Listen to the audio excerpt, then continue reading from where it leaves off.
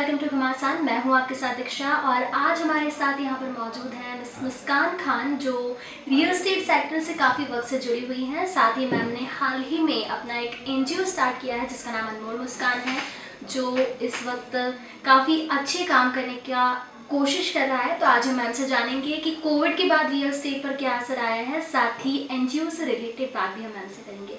Ma'am स्वागत है आपका। सबसे पहले तो मैं आपसे ये जानना चाहूँगी कि आप रियल एस्टेट सेक्टर से काफ़ी टाइम से जुड़ी हुई हैं, तो आफ्टर कोविड रियल एस्टेट पर क्या असर आया है? देखिए, कोविड से रियल एस्टेट की अगर बात करें तो बाकी जितने भी सेक्टर है वो थोड़े से डाउन हुए हैं, लेकिन स्पेशली रियल एस्टेट सेक्टर जो है वो हम बोल सकते हैं कि उसमें एक बूम आया है। क्योंकि कोविड के बाद में लोगों की धारणा ये हो गई है कि भले ही छोटा हो लेकिन अपना खुद का घर होना चाहिए जिसके अंदर वो ज़्यादा बेहतर तरीके से और सेफ रह सकते हैं। तो हम बोल सकते हैं रियल एस्टेट में अभी काफ़ी डिमांड बढ़ी है और अफोर्डेबल की तरफ भी लोग जा रहे हैं, और बजट के अनुसार कुछ लोग जो थोड़ा सा प्रकृति के पास रहना पसंद कर रहे हैं। तो रियल एस्टेट तो अच्छा है कोविड के बाद में। जी, कोविड की वजह से कई लोगों को जॉब लॉस जैसी चीज़ें देखनी पड़ी और कॉस्ट कटिंग भी हुई है कई कंपनीज में। तो आपकी जो कंपनी है उसमें क्या इस तरह की चीज़ें देखने को मिली? हाँ, बिल्कुल देखने मिली है, लेकिन हमारे यहाँ पर हम ऐसा बोले कि कॉस्ट कटिंग तो नहीं और ना ही किसी की जॉब से निकाला गया है। कोविड के बाद हमने जॉब बढ़ाई जरूर है। हमारे यहाँ पर बहुत सारे ऐसे लोगों के कॉल आने स्टार्ट हुए जिनको जॉब से निकाल दिया गया था या जिनकी सैलरी हाफ कर दी गई थी। तो उन सारे लोगों के जब कॉल्स मेरे पास में लॉकडाउन के दौरान आ रहे थे कि मैडम अब मेरे पास में कोई जॉब नहीं है तो क्या आप हेल्प कर सकते हैं, तो मैंने बिना सोचे समझे, बिना उनका एक्सपीरियंस जाने सभी लोगों को इन्वाइट किया और हमारे यहाँ पर जॉब बढ़ी है। और 2021 का हम सभी लोगों का टारगेट है हमारी कंपनी का कि कम से कम 1000 लोगों को हमें रोजगार देना है। आप अपनी बिजनेस के साथ साथ एनजीओ भी रन करती हैं, जो अनमोल मुस्कान नाम से है। आपने हाल ही में उसे स्टार्ट किया है, तो एनजीओ किन के लिए वर्क कर रहा है और ये एनजीओ खोलने के लिए किस मोटिवेशन के साथ आपने ये खोला? मीन्स कुछ ऐसा हुआ जो अब आपको लगा कि नहीं, मुझे लोगों के लिए हेल्पफुल होना चाहिए और आपने इसकी स्टार्टिंग की? बिल्कुल। एनजीओ जो है हमारा, जो इसमें एनजीओ का मकसद है उसमें शिक्षा, स्वास्थ्य, रोजगार और जागरूकता, ये चारों तरह के कंसेप्ट हमने रखे हुए हैं। एनजीओ में अभी बहुत सारे बेरोजगार लोगों को, स्पेशली महिलाओं को ट्रेनिंग दी जा रही है। सिलाई, कढ़ाई, बुनाई, फैशन डिजाइनिंग, कुकिंग वगैरह वो सारी चीज़ें के वो कंटिन्यू चालू है अभी। और अगर हम ऐसे बोले कि मुझे यह प्रेरणा कहाँ से मिली कि मैं एनजीओ ओपन करूँ, तो हमेशा से मेरा एक थॉट रहा है कि अगर भगवान ने हमें इंसान बनाया है तो इंसानियत के गुण हमारे अंदर होने चाहिए। बस यही सोच के साथ में हमेशा हम लोग दूसरे एनजीओ में जाते थे, पर कहीं ना कहीं एक सेटिस्फेक्शन नहीं मिल पाता था। क्योंकि जो जिस भी तरह की हेल्प मैं करना चाहती थी तो वो उस समय के लिए तो रहता था, लेकिन बाद में मुझे पता नहीं चलता था कि कितना सही मिल पा रहा है, वो सही हाथों में जा पा रहा है। तो क्योंकि हमारी सोच थी, हमारे जितने भी यहाँ पर एम्प्लॉइज हैं हम उनको भी सिखाते हैं कि अपनी अर्निंग का कुछ परसेंट हमें हमेशा ज़रूरतमंदों के लिए खर्च करना है। तो फिर हमने सोचा कि क्यों ना ये हमारी देखरेख में ही हम स्टार्ट कर सके ताकि ज़्यादा अच्छा हम लोग वर्क कर पाए। तो इसलिए ये एनजीओ हमने ओपन करा था। कोविड-19 बहुत मुश्किल वक्त है लोगों के लिए, तो इस मुश्किल वक्त में आपने किस तरह से लोगों की मदद करने की सोची और आपका अचीवमेंट क्या रहा कोविड-19 के टाइम का? अगर बोलेंगे आपको लगा कि नहीं मैंने ये काम किया तो मुझे इससे खुशी महसूस हुई, वो भी एक अचीवमेंट होता है, तो वो क्या रहा? कोविड-19 का सबसे बड़ा अचीवमेंट तो मेरा यही रहा कि जितने लोगों को जॉब से निकाला गया उन सबको हम लोगों ने यहाँ पर ज्वाइन करवाया और बहुत सारे लोग आज अपने पैरों पर खड़े हैं और कुछ अच्छा कर पा रहे हैं यहाँ पर। तो मैं इसी को अपना अचीवमेंट के रूप में देखती हूँ। जी, आपकी फ्यूचर प्लानिंग क्या है आफ्टर कोविड, क्योंकि अब काफ़ी चेंजेस आ गए हैं हर चीज़ में? हाँ जी, एक्चुअली कोई भी प्रॉब्लम जो रहती है, कोई भी समस्या जो रहती है वो स्थायी नहीं रहती है। मेरा ये हमेशा से मानना रहा है और कोविड-19 को भी मैंने इसी तरह से देखा था। कोविड-19 के बाद में हमें वो जितना समय लॉकडाउन रहा तो उतने समय में बहुत कुछ आगे की प्लानिंग करने के लिए हमें समय मिला, और जिसकी वजह से हम हमारी कंपनी के बारे में भी और लोगों के बारे में कि कैसे उनको सस्ते और अच्छे घर हम लोग दे सकते हैं ऑल फैसिलिटीज़ के साथ में, तो वो हमने उसके लिए प्लानिंग करी है। साथ में लोगों को रोजगार देने के लिए भी हमने अच्छी प्लानिंग करी है।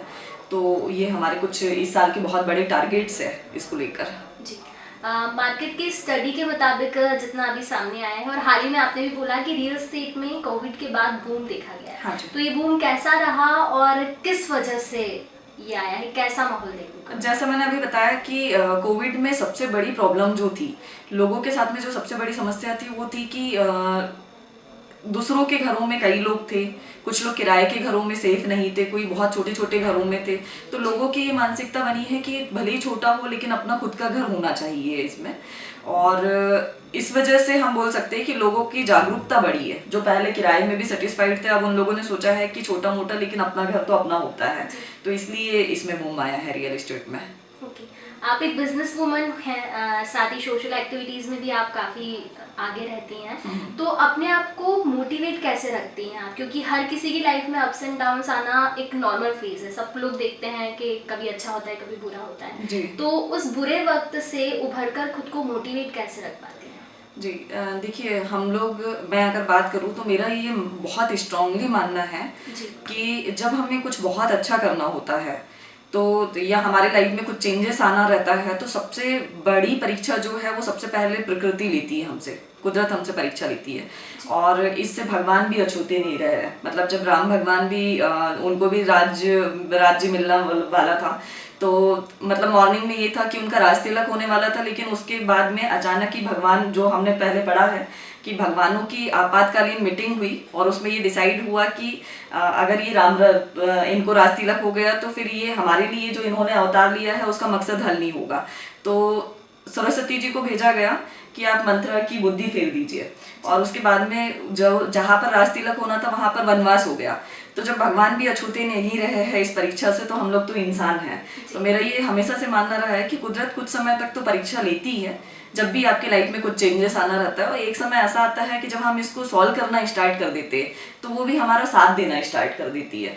तो मुझे कभी भी ऐसा लगा ही नहीं, ना इतना सोचने का वक्त मिला कभी भी कि क्या चैलेंजेस मेरे साथ में आ रहे हैं। मैंने हर चैलेंज को बहुत ही मतलब दिल से स्वीकार भी किया है। और साथ में कितनी भी टफ परीक्षा क्यों ना हो, मुझे अपने ऊपर पूरा कॉन्फिडेंस था कि अगर मैं सही कर रही हूँ, सही सोच के साथ कर रही हूँ, तो कभी कुछ गलत नहीं होगा। अब समाज में काफ़ी चेंजेस आ चुके हैं। मीन्स पहले ऐसा था कि लड़कियों को ये नहीं करना वो नहीं करना, लेकिन आज भी कई जगह कई कम्युनिटी में ये बात देखी जाती है। हम किसी एक की बात नहीं कर सकते, लेकिन फिर भी कहीं ना कहीं ये होता है जहाँ लड़कियों को आज भी बढ़ने से रोका जाता है। तो इन चीज़ों को क्या आपने फेस किया और फिर आपका फैमिली का सपोर्ट कैसा रहा इन सब? जी, मैं बिल्कुल झूठ नहीं बोलूँगी आपसे। ये चैलेंजेस मैंने भी हर दिन फेस किए हैं कि लड़कियों को काम नहीं करना चाहिए, घर में ही रहना चाहिए, लड़कियों को मतलब ज़्यादा अच्छा है कि वो घर संभाले। तो बचपन से भी हम लोग देखते हैं, मतलब जब एक लड़का होता है और एक लड़की होती है तो ये सिखाया जाता है कि पढ़ लिख कर करना क्या है, चूल्हा चौका ही तो करना है। मतलब आप सिर्फ लड़की के मन में ये नहीं डाल रहे हो कि आपको चूल्हा चौका करना है, आप जेंट्स के दिमाग में भी ये डाल रहे हो कि जब बड़ी तुम्हारी मैरिज होगी, तुम्हारी वाइफ आएगी तो उससे चूल्हा चौका ही करवाना है तुम्हें।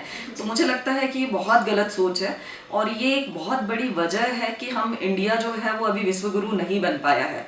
जबकि अगर हम बाहर के कंट्रीज से तुलना करें तो वहाँ पर 75% भागीदारी लड़कियों की रहती है कॉरपोरेट में, और यहीं पर अगर हम इंडिया में देखें तो मात्र 3 से 4% भागीदारी है यहाँ पर। जबकि अगर रेशो देखें तो जनसंख्या यहाँ पर 50% पुरुष है और 50% महिलाएं हैं। तो अभी हमें मतलब समय है कि हम लोग सही गलत को समझें और अपने हक के लिए लड़े। और अगर हम अच्छा वर्क कर रहे हैं तो मुझे नहीं लगता कि कोई प्रॉब्लम है। और ये बहुत अच्छी चीज़ है कि महिला पुरुष दोनों एक पंख की तरह है, एक पक्षी के दोनों पंख की तरह है। अगर दोनों मिलकर काम करेंगे तो निश्चित ही हमारे देश, हमारी कंट्री जो है वो तरक्की करेगा।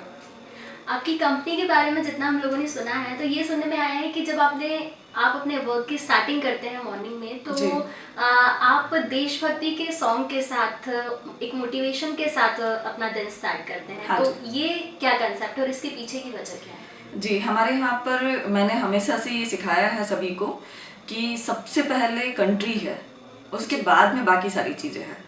मतलब धर्म वगैरह ये सारी चीज़ें जो आती है वो बाद में आती है। तो हम लोग जब भी वर्किंग की स्टार्टिंग करते हैं तो एक देशभक्ति सॉन्ग के साथ में हम लोग करते हैं, ताकि हर दिन यहाँ पर वर्किंग करने वालों को ये याद रहे कि उनके वो हम जो काम कर रहे हैं उससे पहले देश को फ़ायदा पहुँचना चाहिए, बाकी चीज़ें बाद में आती है।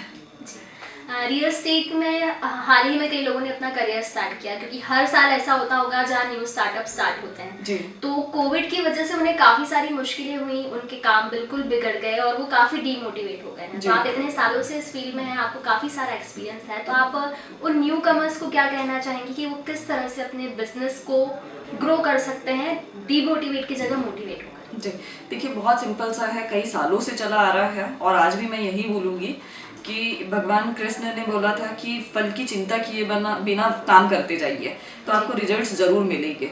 यही मेरा भी मानना है। हमारे यहाँ पर सभी लोगों को लग रहा था कि मुझे कई लोगों के ऑब्जेक्शन आए कि मैडम बाकी सारे लोग लॉकडाउन में लोगों को निकाल रहे हैं, सैलरी आधी कर रहे हैं और आप उल्टा यहाँ पर लाइबिलिटी बढ़ा रहे हैं, बहुत सारे लोगों को रख रहे हैं। अगर स्थिति विपरीत हुई तो क्या करेंगे? पर मेरा बहुत मानना ये रहा कि अगर हम काम करते हैं, वर्किंग करते हैं तो ऑटोमेटिकली उसके रिजल्ट मिलते हैं। अगर अच्छी सोच के साथ कर रहे हैं तो बिल्कुल डिमोटिव होने की ज़रूरत नहीं है। आप सिर्फ काम करिए और कुछ ऐसा काम करिए, भले जिस भी फील्ड में है उसमें बेहतर देने की ट्राई करिए, क्योंकि हमारी जितनी क्षमता है हमेशा हम उससे कम करते हैं। तो ट्राई ये करिए कि जितनी एक्चुअल में आपकी क्षमता है उतना आप दे पाए, किसी भी फील्ड में है तो डेफिनेटली आपको बहुत अच्छा तरक्की मिलेगी उसमें। यूथ को आप क्या कहना चाहेंगी जो इस फील्ड में अपना करियर बनाना चाहते हैं, उन्हें रियल एस्टेट पर अपना बिजनेस स्टार्ट करना है और वो आगे चलकर अच्छे बिल्डर बनना चाहते हैं या बिजनेसमैन या बिजनेस वूमन बनना चाहते हैं, तो उन्हें आप क्या संदेश देंगी कि उन्हें इस सेक्टर में कैसे आना चाहिए और उनके लिए क्या अपॉर्चुनिटी है? बिल्कुल, रियल इस्टेट मेरा ये मानना है कि रियल इस्टेट बहुत अच्छी फील्ड है और दोनों तरह से बहुत अच्छी है, क्योंकि हम लोग सपने पूरा करने का काम करते हैं। जिन लोगों को प्रॉपर्टी देनी होती है, मतलब जिनको प्रॉपर्टी खरीदनी है, अगर मैं आपकी भी बात करूं तो शायद आपका भी सबसे बड़ा सपना ये होगा कि मेरा खुद का अपना घर होना चाहिए। तो ये हर एक व्यक्ति का सबसे बड़ा सपना होता है जो हम पूरा करने में उनकी मदद करते हैं। दूसरा, उनके सपने पूरे करने में, उनको मदद करने में, उनको उनका सपनों का घर दिलाने में अगर हमारी भी ग्रोथ हो रही है तो इसमें कोई बुराई नहीं है। और रियल इस्टेट को कुछ लोगों ने थोड़ा सा नेगेटिव कर दिया था अपनी नेगेटिव वर्किंग की वजह से, लेकिन मेरा यही मानना है कि अगर आप लॉन्ग टर्म इनकम चाहते हैं और स्थायी रूप से यहाँ पर सक्सेस होना चाहते रियल इस्टेट में, तो इसका सिर्फ एक ही तरीका है कि पूरी ईमानदारी के साथ में आप काम करिए, तो ऑटोमेटिकली यहाँ पर बहुत सक्सेस है आपको और बहुत आप जितने भी आपके सपने हैं वो यहाँ से आप पूरे कर सकते हैं रियल इस्टेट सेक्टर से। आपने रिसेंटली में ही एक एनजीओ स्टार्ट किया है अनमोल मुस्कान नाम से, तो वो फिलहाल क्या वर्किंग कर रहा है और वो लोग जो मीन्स कुछ करना चाहते हैं समाज के लिए, अपना कुछ योगदान देना चाहते हैं, वो किस तरह से आपसे एसोसिएट हो सकते हैं और किस मतलब लोगों को प्लेटफॉर्म नहीं मिल रहा है, तो अगर वो चाहते हैं कि उन्हें एक प्लेटफॉर्म की ज़रूरत है जिसके ज़रिए वो अपना काम दिखा सकते हैं, तो आप उनके लिए क्या कहेंगे?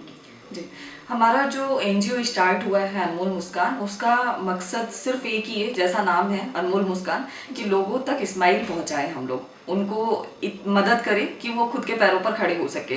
तो इसी उद्देश्य के साथ हमने ये स्टार्ट करा है। हमारी जो एनजीओ है वो शिक्षा, स्वास्थ्य, रोजगार और जागरूकता, इन चारों पर वर्क कर रही है। हमारे ट्रेनिंग सेंटर कुछ स्टार्ट हो गए हैं जिसमें महिलाओं को स्पेशली ट्रेनिंग भी दी जा रही है, बहुत सारे अच्छे।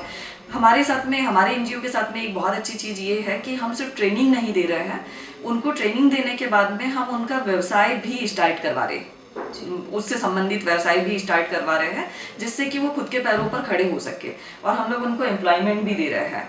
हमारे मुख्यमंत्री जी का भी एक आत्मनिर्भर मध्य प्रदेश का है, हमारे मोदी जी जो है उनका भी है कि आत्मनिर्भर भारत बनाना है। तो मेरा और हमारी जो पूरी टीम है, हमारी दिल से इच्छा है कि इसमें कुछ योगदान हमारा भी रहे और हम लोग भी आत्मनिर्भर भारत बनाने में कहीं ना कहीं सपोर्ट कर सके।